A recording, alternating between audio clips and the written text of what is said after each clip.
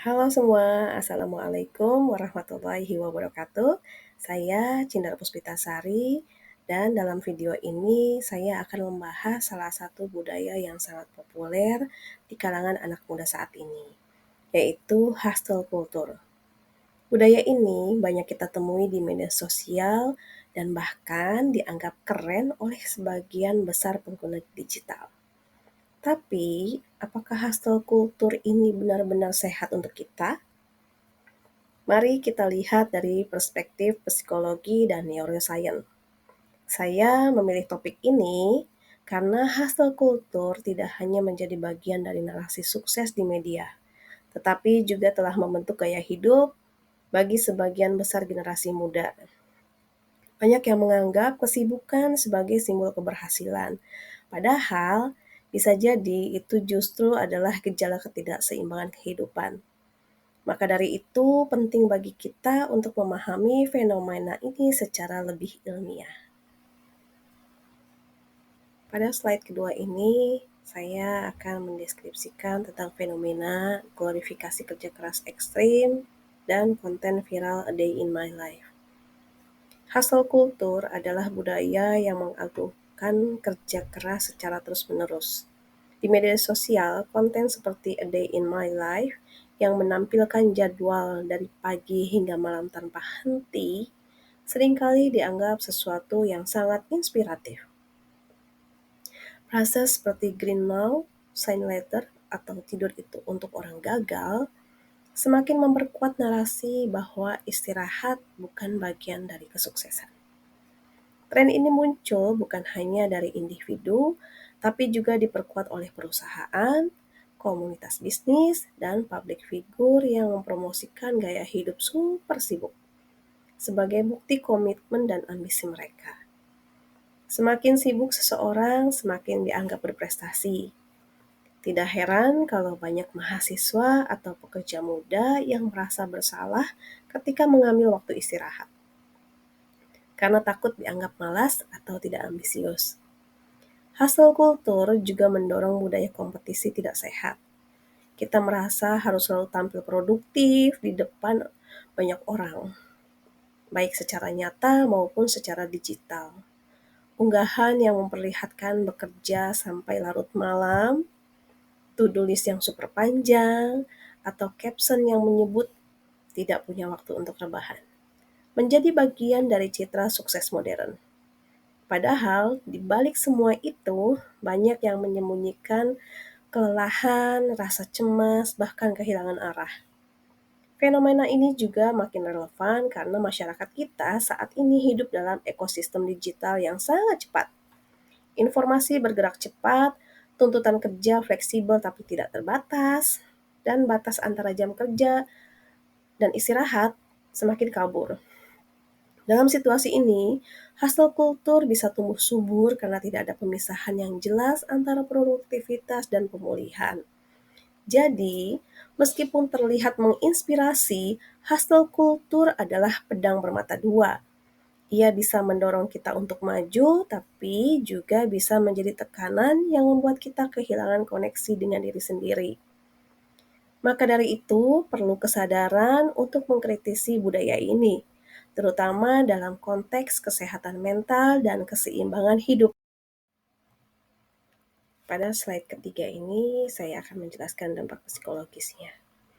Dari sisi psikologis, hustle culture memiliki dampak yang cukup kompleks dan mendalam terhadap individu.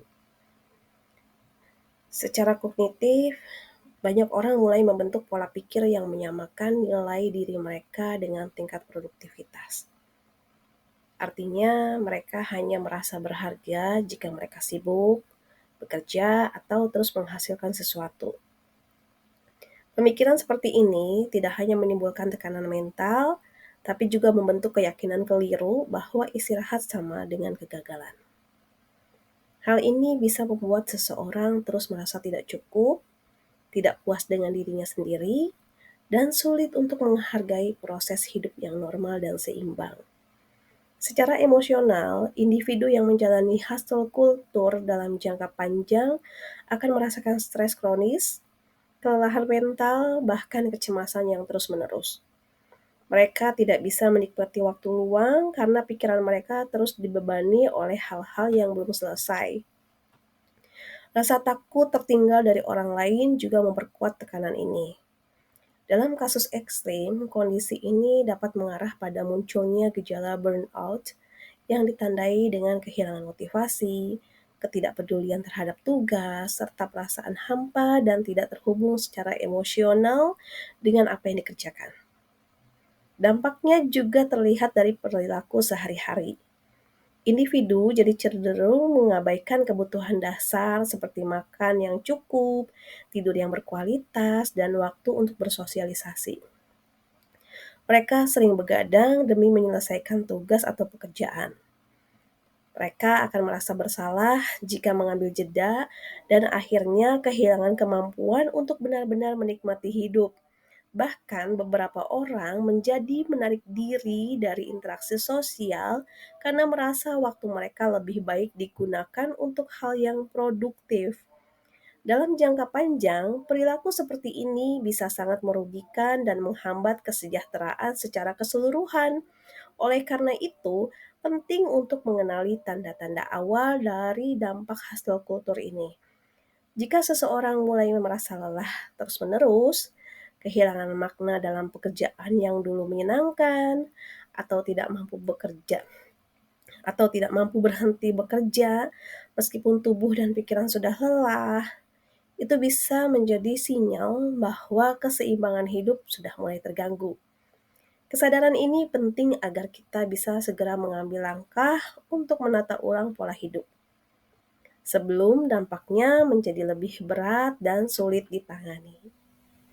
Baik, di slide keempat ini saya akan menjelaskan teori psikologi dan otak yang berkaitan dengan hasil kultur.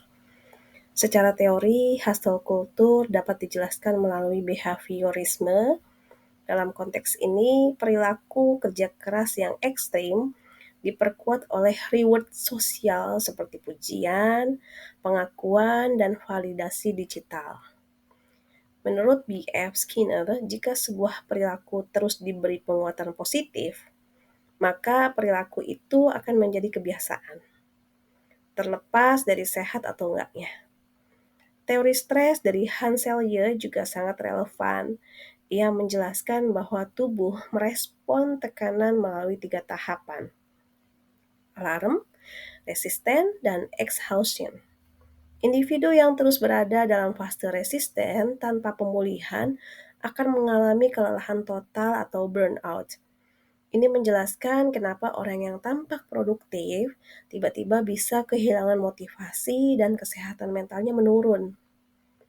Dari sisi neuroscience, otak juga bereaksi terhadap tekanan. Saat stres meningkat, hipotalamus mengatur pelepasan kortisol sebagai hormon stres. Amigdala menjadi lebih aktif dan respon emosional meningkat. Pada saat yang sama, prefrontal cortex yang bertanggung jawab atas pengambilan keputusan dan pengendalian diri bisa menurun fungsinya. Ini membuat individu lebih impulsif dan emosional dalam bertindak. Baik, kita lanjut ke slide 5 ya, tentang refleksi dan penutup. Kesuksesan tidak hanya ditentukan oleh seberapa sibuk kita, tapi juga oleh seberapa baik kita bisa menjaga keseimbangan hidup.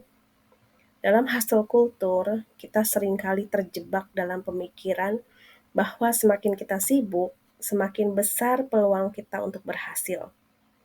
Padahal kenyataannya tidak sesederhana itu. Terlalu fokus pada produktivitas bisa membuat kita kehilangan arah, bahkan melupakan tujuan awal kita bekerja. Self-care bukanlah kemalasan, melainkan bentuk tanggung jawab terhadap diri sendiri. Merawat tubuh dan pikiran adalah cara terbaik untuk menjaga energi, fokus, dan motivasi dalam jangka panjang. Istirahat yang cukup, tidur yang berkualitas, waktu untuk hobi, dan relasi sosial yang sehat bukanlah penghalang produktivitas, tetapi justru fondasi utamanya. Tanpa itu semua, produktivitas hanya akan jadi ilusi jangka pendek yang menguras diri secara perlahan. Saya ingin mengajak teman-teman untuk mulai mempraktikkan keseimbangan dalam hidup. Tidak apa-apa jika sesekali kita tidak produktif, tidak apa-apa jika kita butuh waktu untuk diam sejenak, merenung, atau sekedar bernafas. Kita bukan mesin yang dirancang untuk bekerja tanpa henti. Kita manusia yang butuh ritme antara gerak dan diam, antara kerja dan pulih. Sebelum menutup, mari kita renungkan bersama apakah selama ini kita benar-benar hidup atau hanya sibuk mengejar validasi produktivitas. Mungkin sudah waktunya untuk meninjau ulang cara kita memandang kesuksesan dan mulai menata ulang gaya hidup kita dengan cara yang lebih sehat, lebih sadar, dan lebih manusiawi. Baik, terima kasih sudah menonton video ini. Semoga penjelasan yang saya sampaikan bisa menjadi pengingat bahwa hidup seimbang bukan hanya mungkin, tapi juga penting. Semoga penjelasan ini juga bisa membantu teman-teman semua untuk lebih bijak dalam menjalani kehidupan produktif yang sehat dan berkelanjutan. Terima kasih. Wassalamualaikum warahmatullahi wabarakatuh.